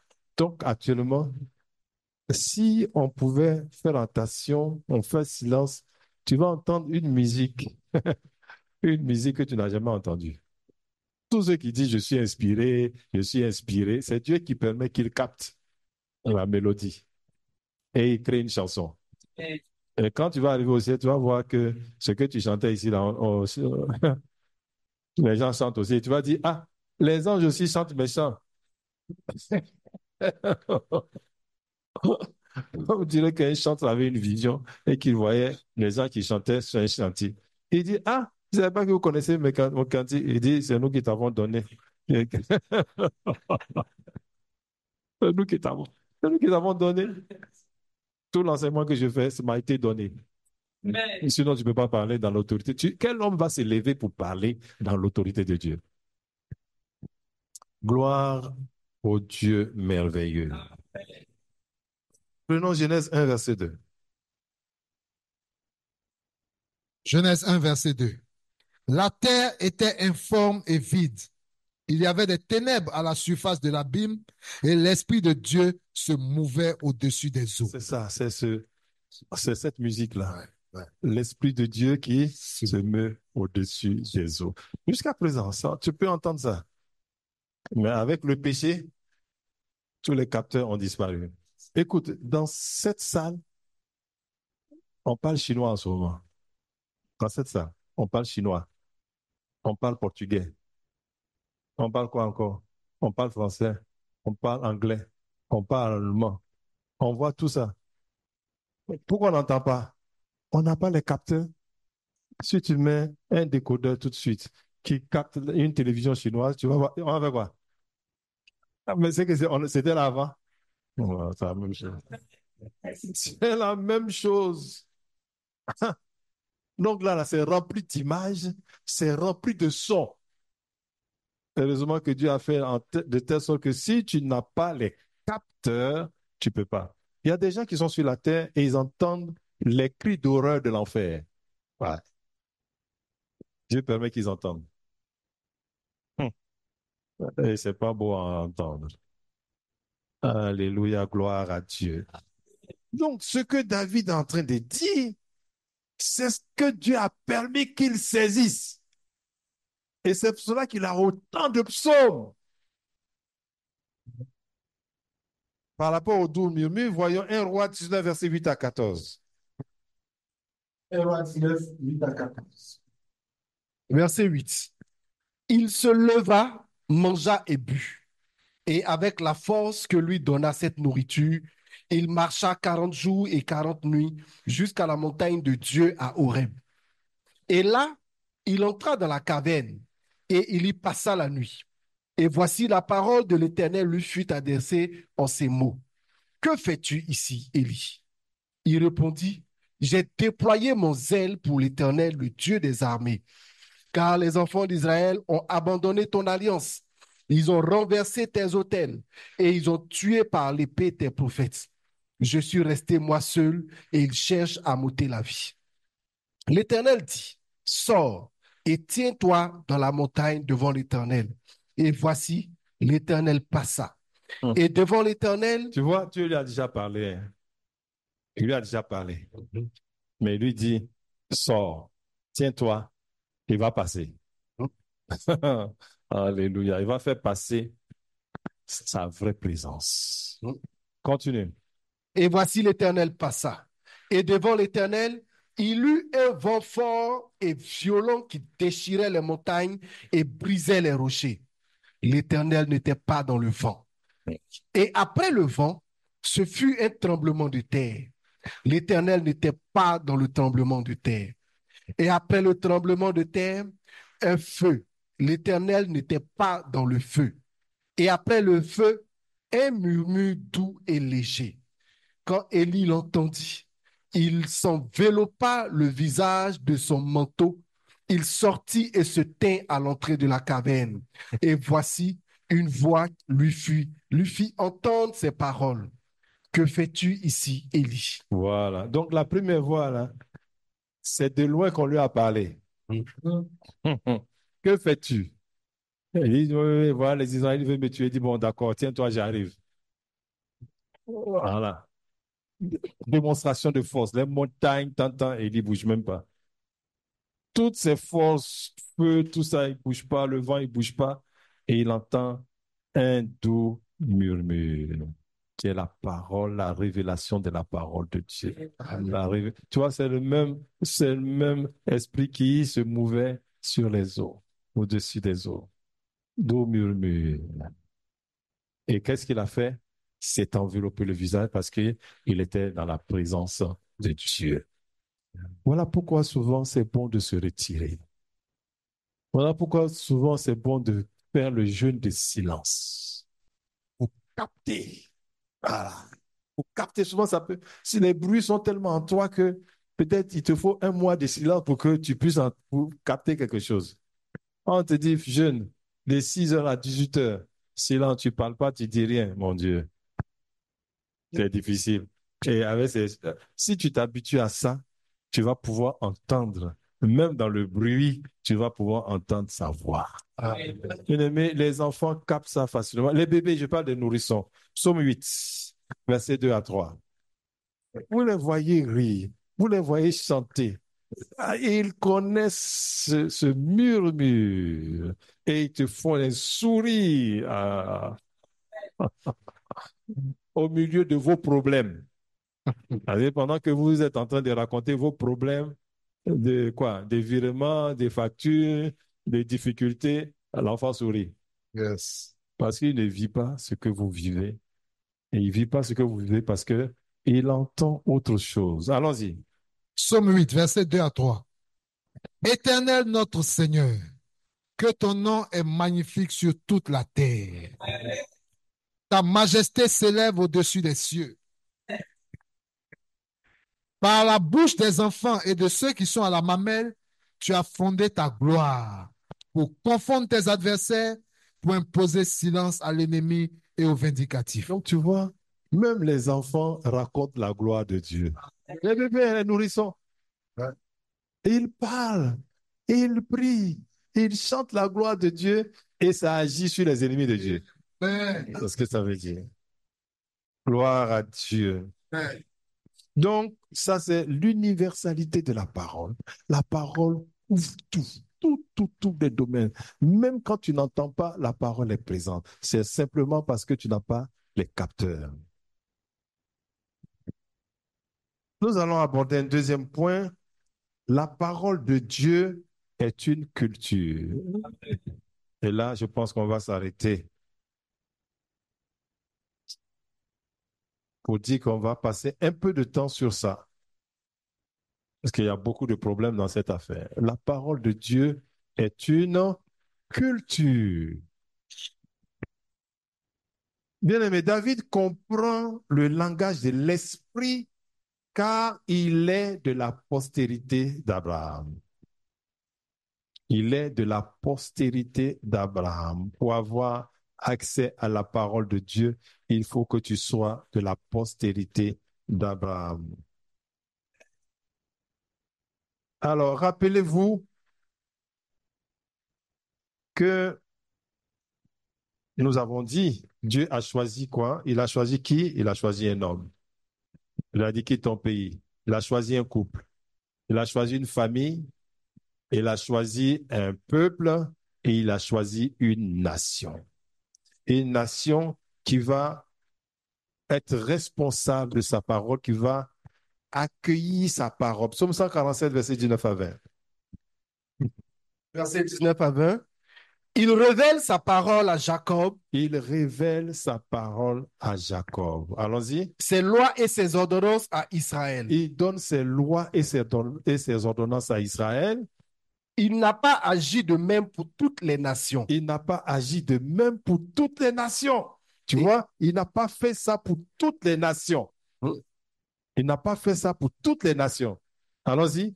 Et elles ne connaissent point ses ordonnances. Donc, les nations ne connaissent point ses ordonnances. Les ordonnances de Dieu sont à Israël. C'est là-bas que Dieu a déposé tout. Et c'est par Israël que nous avons reçu tout ça. Par Israël. Il n'y a pas un autre peuple. C'est pas, la Bible ne vient pas de France, d'aucun pays d'Europe, ni des États-Unis. Ça vient d'Israël, de la postérité d'Abraham. Donc, si tu veux entendre la voix de Dieu, tu es obligé de passer par la postérité d'Abraham, car le salut vient des Juifs. Ce qui a été dit. Deutéronome 4, versets 1 à 9. Deutéronome 4, versets 1 à 9.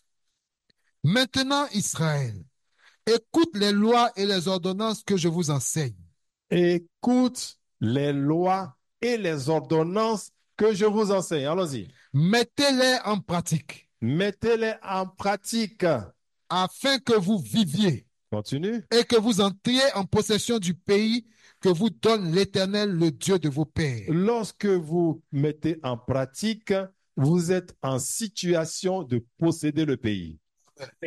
Continue. Vous n'ajouterez rien à ce que je vous prescris, et vous n'en retrancherez rien, mais vous observerez les commandements de l'Éternel, votre Dieu, tels que je vous les prescris.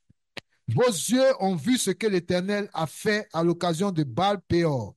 L'Éternel, ton Dieu, a détruit du milieu de toi tous ceux qui étaient allés après Baal-Péor. Et vous, qui vous êtes attachés à l'Éternel, votre Dieu, vous êtes aujourd'hui tous vivants. Voici, je vous ai enseigné des lois et des ordonnances, comme l'Éternel, mon Dieu, me l'a commandé, afin que vous les mettiez en pratique dans le pays dont vous allez prendre possession. Vous les observerez et vous les mettrez en pratique, car ce sera là votre sagesse et votre intelligence aux yeux des peuples qui entendront parler de toutes ces lois et qui diront, cette grande nation est un peuple absolument sage et intelligent. Quelle est en effet la grande nation qui est des dieux aussi proches que l'Éternel, notre Dieu, l'est de nous toutes les fois que nous l'invoquons? Et quelle est la grande nation qui a des lois et des ordonnances justes comme toute cette loi que je vous présente aujourd'hui? Verset 9. Seulement, prends garde à toi et veille attentivement sur ton âme tous les jours de ta vie, de peur que tu n'oublies les choses que tes yeux ont vues et qu'elles ne sortent de ton cœur. Enseigne-les à tes enfants et aux enfants de tes enfants. Amen. Très bien. On va rester sur ce passage. Verset 1. Mettez-moi les versets. Maintenant, Israël, écoute les lois et les ordonnances que je vous enseigne. Mettez-les en pratique afin que vous viviez et que vous entriez en possession du pays que vous donne l'Éternel, le Dieu de vos pères. Vous n'ajouterez rien à ce que je vous prescris et vous n'en retrancherez rien. Mais vous observerez les commandements de l'Éternel, votre Dieu, tels que je vous les prescris. Voilà. Il insiste. Moïse insiste en disant, lorsque vous allez mettre la parole de Dieu en pratique, vous allez changer de coutume. Lorsque vous allez mettre la parole de Dieu en pratique, votre culture va changer. Ça veut dire quoi? Bien-aimé, c'est quoi? Qu'est-ce qu'une coutume? Une coutume, c'est quoi? C'est la manière de vivre d'un groupe. On a la coutume des ouais, on a la coutume des baoulés, coutume des gourous, coutume des doula. Ouais, non? Mm-hmm. C'est leur manière de vivre. La manière de vivre se trouve dans leurs coutumes. Donc, quand eux, ils vont mettre la parole de Dieu en pratique, parce que qu'est-ce que la parole de Dieu leur dit? La parole de Dieu vient, ça t'adresse dans ta manière de vivre. La parole de Dieu, quand elle vient, elle va te donner une autre façon de vivre. C'est ça, elle te donne une manière de vivre. Quand tu lis la loi, il te dit, si tu vois que le bœuf de ton voisin est perdu, même si c'est ton ennemi, tu dois ramener. Ça, c'est pas une façon de vivre. Voilà. Il dit, quand les autres nations vont voir votre manière de vivre en respectant la parole de Dieu, ils n'ont jamais vu ça sur la terre. Et ils vont dire, cette nation-là est sage, elle a des lois justes. Bien-aimé, lorsque tu changes de manière de vivre, le problème qui est dans ta vie ne peut plus survivre. Oh. Ah, si ton amen est fort, si c'est vraiment avec foi que tu as dit qu'il en soit ainsi dans ta vie. Oui, tu changes de vie. Le problème ne peut plus rester. Parce qu'il était bien dans la coutume des gourous ou dans la coutume des bêtés. ou dans la coutume des djoulas. Maintenant, quand tu es arrivé dans la coutume de Dieu, si ça là, c'est pas... Voilà pourquoi il pouvait marcher dans le désert et il marche longtemps, mais les pieds ne s'enflent pas. Parce que la coutume a changé. Oh Dieu, si vous avez cette compréhension, je vais nous dire. Gloire à Dieu. C'est ça la coutume, mais la culture, c'est quoi? La coutume, c'est ce que l'on sait, c'est les connaissances et les coutumes d'un pays. La connaissance. Les versets 5 à 6. Dis-moi les versets 5 à 6. Versets 5 à 6. Voici, je vous ai enseigné des lois et des ordonnances, comme l'Éternel mon Dieu me l'a commandé, afin que vous les mettiez en pratique dans le pays dont vous allez prendre possession. Verset 6. Vous les observerez et vous les mettrez en pratique, C'est ça? car ce sera là votre sagesse et votre intelligence. Ce sera là votre coutume et votre manière de penser. Amen. Amen. Votre manière de penser. Je pense seulement, beaucoup leurs problèmes se trouvent dans leur manière de penser. Hein. La maladie, la pauvreté, tout ça se trouve dans la manière de penser.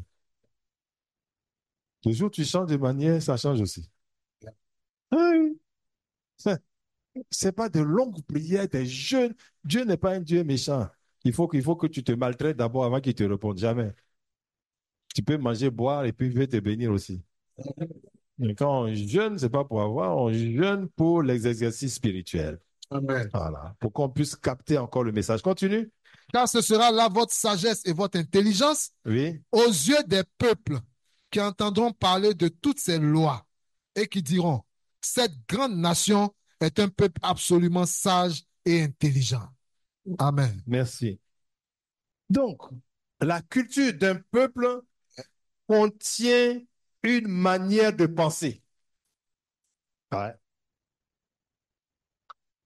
Les Juifs ont changé de manière de penser. Ils ne pensaient plus comme ils étaient en Égypte. Ils pensent selon la parole de Dieu. Alors, bien aimé, c'est la même chose. Un blanc ne voit pas les choses comme un Africain voit. C'est pas ça?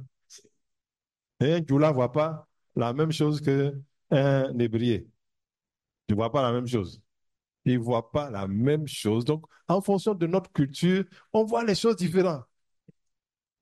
Il y a un quand il va voir la forêt, là, il dit, ça, si on vend hectare par hectare, combien on va gagner? L'autre dit, si je fais plantation de café, cacao, combien je vais gagner? L'autre dit, si je vais couper les bois qui sont dedans, là. Ah, tu as vu, non? Donc, c'est important ta manière de penser. Amen. Donc, quand nous connaissons la parole de Dieu et que nous obéissons à la parole de Dieu, eh bien, nous commençons à parler la même langue que Dieu. Oui. Tu parles comme Dieu parle. On va prendre un exemple. Dans un exemple que vous connaissez, David et Goliath, dans 1 Samuel 17, 1 à 11. Allons-y. 1 Samuel 17 et à 11.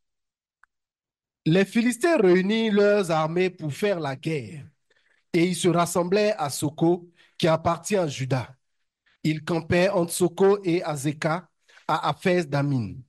Saül et les hommes d'Israël se rassemblaient aussi.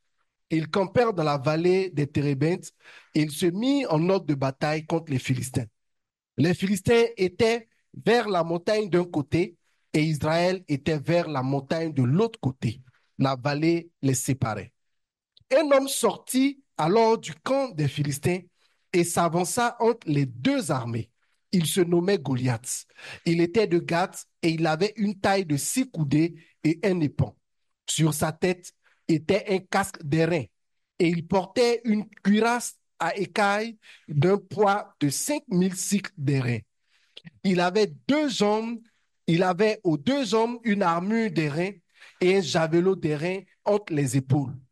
Le poids de sa lance était comme une ensoupe de tisserand et la lance pesait 600 cycles de fer. Celui qui portait son bouclier marchait devant lui. Le Philistin s'arrêta et s'adressant aux troupes d'Israël rangées en bataille, il leur cria, pourquoi sortez-vous pour vous ranger en bataille? Ne suis-je pas le Philistin et n'êtes-vous pas des esclaves de Saül? Choisissez un homme qui descende contre moi. S'il peut me battre et qu'il me tue, nous vous serons assujettis. Mais si je l'emporte sur lui et que je le tue, vous nous serez assujettis et vous nous servirez. Le Philistin dit encore, je jette en ce jour un défi à l'armée d'Israël. Donnez-moi un homme et nous nous battrons ensemble. Saül et tout Israël entendirent ces paroles du Philistin et il fut effrayé et saisi d'une grande crainte. Très bien. Donc, voici deux armées face à face. Roi des rois, Souma revient, dépêche-toi. Voilà, bon. Même si tu n'as pas la forme de Goliath, mais c'est bon quand même. Ah, voilà. Celui-là, il fait partie de l'armée des Philistins. Et ils ont regardé, ils se sont consultés, ils se disent, quelles paroles ils vont donner à Israël. Je veux que tu comprennes bien que quand quelqu'un te parle là, c'est qu'il a choisi de te parler ainsi. Et tu n'es pas obligé d'accepter. Amen. Ah, ils viennent te dire, si tu vas au village, il y a ça, on va te tuer. Il y a l'autre fois là, il y a des gens qui sont partis au funérailles, ils ont fait un accident, 3 morts sur place. C'est ce qu'il a choisi de te donner. Toi, tu peux casser ça comme on casse la tête. Il n'a pas dit, il a choisi. Donc, il ne faut pas prendre ça comme ça. Donc, qu'est-ce qu'on va faire pour que les Israélites soient affaiblis et qu'ils aient peur de nous? Donc, ils ont pris ce qu'ils pensent là. Ils ont trouvé un représentant de leur pensée. Et il est venu. Voilà. Voilà les Israélites qui sont là. Quand il leur a parlé, qu'est-ce qui s'est passé? Et ils ont compris le langage de Goliath. Ils ont entendu ce que Goliath a dit. Et qu'est-ce qu'ils ont fait? Ils ont eu peur. Parce que c'est ce qu'il voulait leur transmettre. Et il est parti. Il reste là. Viens ici, toi. Dépêche-toi. Donc, un jour, parmi les Israélites, lui, il n'était pas qualifié pour aller à la guerre. Vous, vous êtes les Israélites. Donc, on prend les. Voilà. Il va partir. Et puis, voilà. Il vient, il dit la même chose. Et tous ceux-là, ils ont entendu, ils se sont cachés encore. Mais lui, il dit, qu'est-ce qu'il est en train de dire là? Il ne comprend pas. Il ne comprend pas ce langage-là, ce charabia-là. Et puis il leur demande, attends, qu'est-ce qu'on va faire? Et puis, c'est pas toi, je m'adresse à Goliath. Cet idiot-là, qu'est-ce qu'on va faire? Cet idiot-là va quitter devant nous. Alléluia. Et il ne parle pas son langage.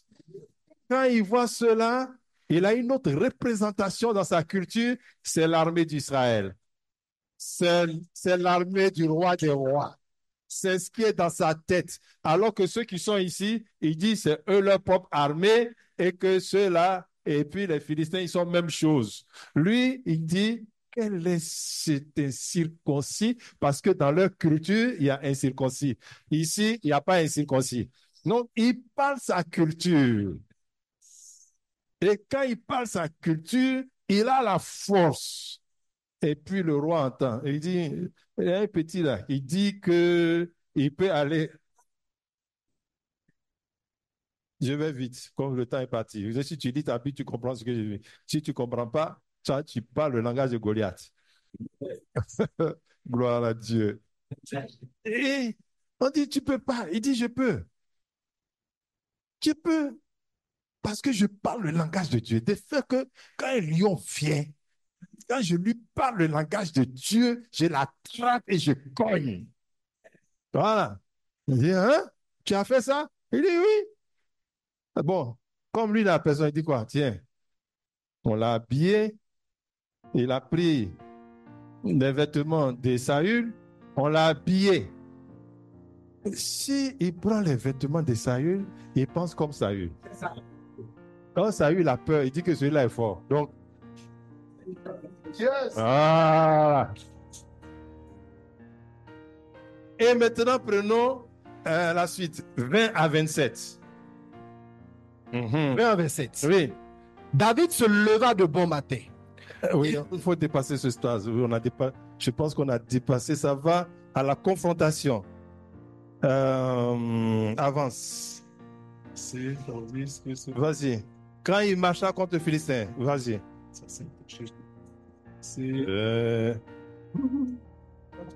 On a fini ça. Allons-y, verset 20. C'est verset 20? Ça, c'est derrière, c'est le verset. Non, le verset 48. Ok, verset 48. Non, on va devenir un peu plus long. Alors, verset 42. Verset 42. Le Philistin regarda, et lorsqu'il aperçut David, il le méprisa, Il disait ça, c'est qui ça? Hein? Allons-y. ne voyant en lui qu'un enfant blond et d'une belle figure. Mhm. Le Philistin dit à David, suis-je un chien pour que tu viennes à moi avec des bâtons? Et après l'avoir maudit par ses dieux, Tu as vu, il le maudit par ses dieux. Donc, dans le parler de Goliath, il y a son adoration. Donc, quand il parle, les faux dieux qu'il adore là, ça sort aussi dans ton langage. Comme ça, la personne de ton village, là, quand il te parle, les revenants sont dans les revenants, et puis les sorciers, et puis quoi encore? Et puis les morts, tout ça là, sont dans son langage. Et c'est ce que tu crois.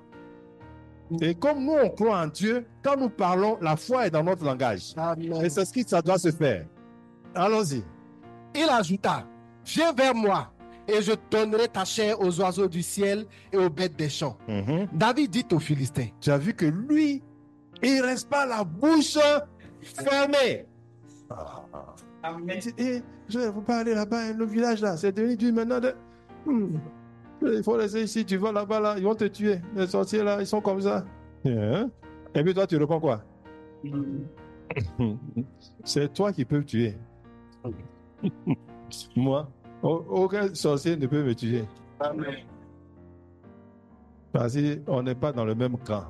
Allons-y. verset 45, David dit aux Philistins, David, il répond. Allons-y. tu marches contre moi avec l'épée, la lance et le javelot, Yes. et moi, je marche contre toi au nom de l'Éternel des armées. Que ça, c'est un langage que lui, il ne connaît pas. Du Ah, ouais. Dieu de l'armée d'Israël que tu as insulté. Aujourd'hui, l'Éternel te livrera entre mes mains. Je t'abattrai et je couperai la tête. Aujourd'hui, je Tu ne fais même pas les gestes. Allons-y. Aujourd'hui, je donnerai les cadavres du camp des Philistins aux oiseaux du ciel et aux animaux de la terre. Et toute la terre saura qu'Israël a un Dieu. C'est le défi. Si ce n'est pas un combat entre nous, le combat a commencé depuis longtemps. Vous dites, vous avez des dieux. Nous, on a un seul Dieu. On va voir le Dieu à qui appartient la victoire. C'est bon, allez à votre place. Et ça n'a pas duré 2 secondes. Goliath était à terre. Et il a couru, il a coupé sa tête correctement. Pourquoi? David a eu la victoire parce qu'il a un langage de victoire. Ouais.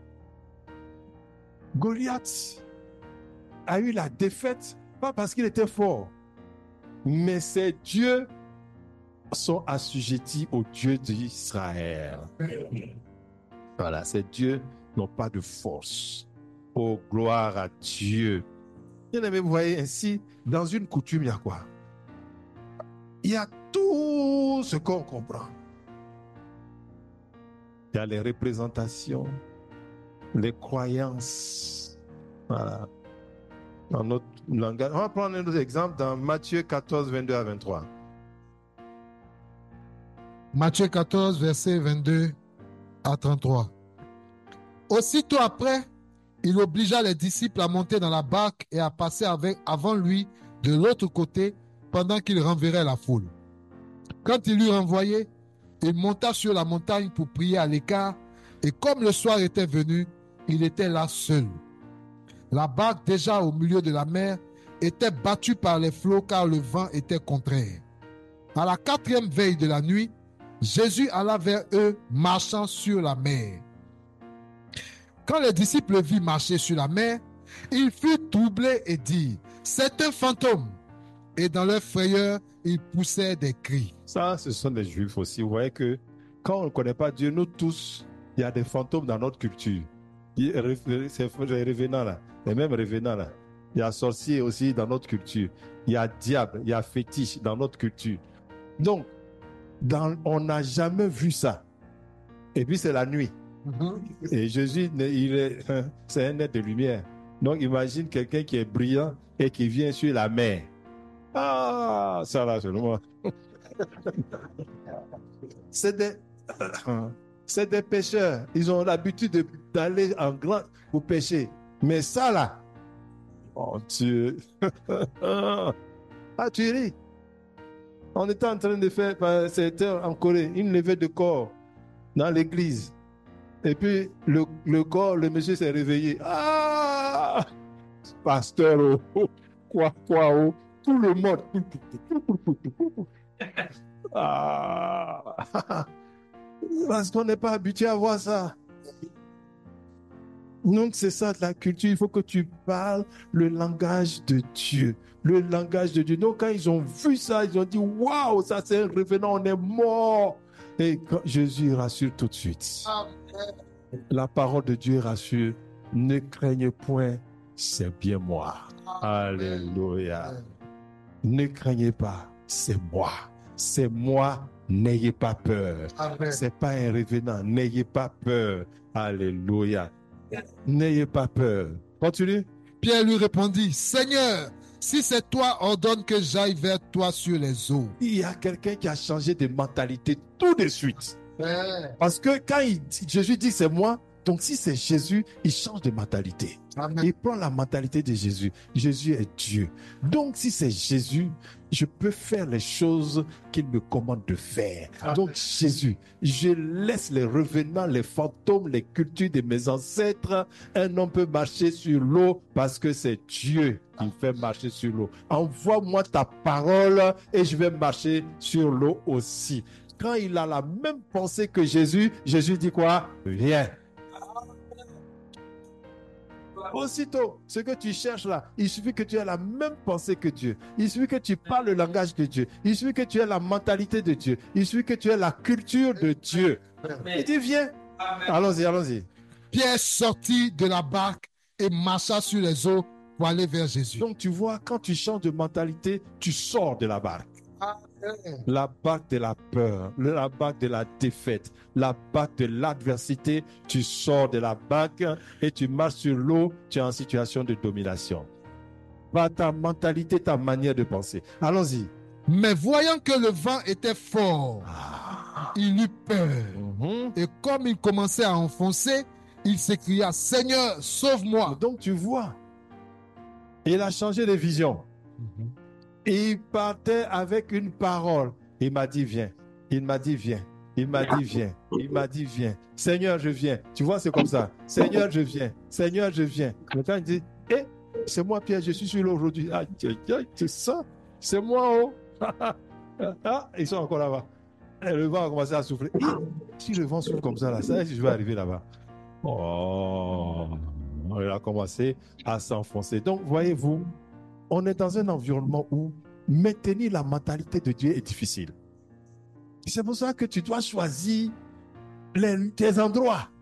C'est pas avec tout le monde que tu dois s'asseoir. Tu dois t'asseoir. C'est pas n'importe quelle conversation que tu vas écouter. Et si tu fais ça, ils vont t'affaiblir. C'est pas à n'importe qui que tu dois demander les nouvelles. Quand il vient t'a salué, vous asseyez. Vous allez dire nouvelles, ce qu'il va te dire. Alléluia. Gloire à Dieu. Ayons nos pensées sur Jésus. La pensée sur Jésus. Et même dans ça, il était en train de s'enfoncer. Il va crier, Seigneur, au secours. Et donc, il revient au Seigneur. Le Seigneur le sauve. Mais notre combat, c'est ça, c'est d'arriver à maintenir une bonne mentalité dans le Seigneur. C'est tellement fort. On dit dans Romains 12, 1 à 3, allons-y. Romains 12, 1 à 3. Je vous exhorte donc, frères, par les compassions de Dieu, à offrir vos corps comme un sacrifice vivant, saint, agréable à Dieu, ce qui sera de votre part un culte raisonnable. Ne vous conformez pas au siècle présent, mais soyez transformés par le renouvellement de l'intelligence, afin que vous discerniez quelle est la volonté de Dieu, ce qui est bon, agréable et parfait. Par la... Je pense que c'est verset 2. C'est bien. Oui, c'est un moment, on doit continuer. Verset 3. Par la grâce qui m'a été donnée, je dis à chacun de vous de n'avoir pas de lui-même une trop haute opinion, mais de revêtir les sentiments modestes selon la mesure de foi que Dieu a départie à chacun. Car comme nous avons plusieurs membres dans un seul... Bon, 3. C'est parti loin maintenant. Gloire à Dieu. Voyez-vous, il faut que, même si tu es à l'église, tu lis, tu fais le culte, tu fais l'adoration, mais c'est la pensée des villages qui est dans ta tête. Donc, pendant que tu es à l'église, c'est tous ces problèmes de sorciers, toi, toujours ta délivrance ne finit pas où? Toujours, parce que ta pensée peut pas, ta culture diabolique des ténèbres, là, ça est toujours en toi. Donc, on doit toujours te délivrer parce que dans ta manière de penser, le diable est assis dedans et il mange dans ta pensée. Voilà, Dieu. Donc, c'est tellement important, il faut changer la mentalité. Et pour changer de mentalité, il faut changer la manière de vivre. Fais ce que Dieu dit de faire et ta pensée va changer. C'est très important. Voyez-vous, aujourd'hui, c'est le combat que nous devons mener. Dans Luc 24, même à la résurrection de Jésus. Vous voyez, tandis que Luc 24, verset 30, 36, tandis qu'il parlait de la sorte, lui-même se présenta au milieu d'eux et leur dit, la paix soit avec vous. Saisis de frayeur et d'épouvante, ils croyaient voir un esprit. Tu vois? Ils étaient découragés, ils étaient abattus parce qu'ils ont vu leur maître crucifié. Maintenant, le maître, toutes les portes sont fermées et le maître entre et ils sont effrayés. Ils sont effrayés, ils disent, mais il leur dit, pourquoi êtes-vous troublés? Pourquoi pareille pensée s'élève-t-elle dans vos cœurs? Pourquoi pareille pensée s'élève-t-elle dans vos cœurs? On continue. Il dit, voyez mes mains et mes pieds, c'est bien moi. Touchez-moi et voyez, un esprit n'a ni chair ni os, comme vous voyez que j'ai. Amen. Bien-aimé, le Seigneur n'est pas un revenant, il est concret. Il est ressuscité, il est vivant, et c'est ça qui doit être dans ta pensée. Il continue. En disant cela, il leur montra ses mains et ses pieds. Comme dans leur joie, ils ne croyaient point encore et qu'ils étaient dans l'étonnement, il leur dit, avez-vous ici quelque chose à manger? Tu vois, Jésus est leur bénédiction. Jésus est la réponse à leur prière. Maintenant, quand cette réponse arrive, ils ne peuvent pas saisir. Pourquoi ils ne peuvent pas saisir? Leur manière de penser. Ce n'est pas que Dieu n'a pas répondu à ta prière, mais ta manière de penser fait que la chose ne peut pas arriver vers toi. Bien-aimé, je suis obligé de m'arrêter là parce que le temps est parti et terminé. Tiens-toi debout, on va continuer vendredi prochain sur cette affaire. Tiens-toi debout et commence à remercier le Seigneur. Dis-lui merci de ce qu'il t'a donné sa parole. Merci parce que tu m'as donné ta parole. Merci pour ta parole. Merci Seigneur. Ta parole est pour moi une loi. Ta parole est une ordonnance. Ta parole est un ordre. Ta parole est ma coutume. Ta parole est ma culture. Désormais, je rejette toute pensée perverse. Je rejette cela. Je veux que mon intelligence soit transformée à la manière de la révélation de ta parole. Ouvre la bouche et prie, prie, prie, prie, prie.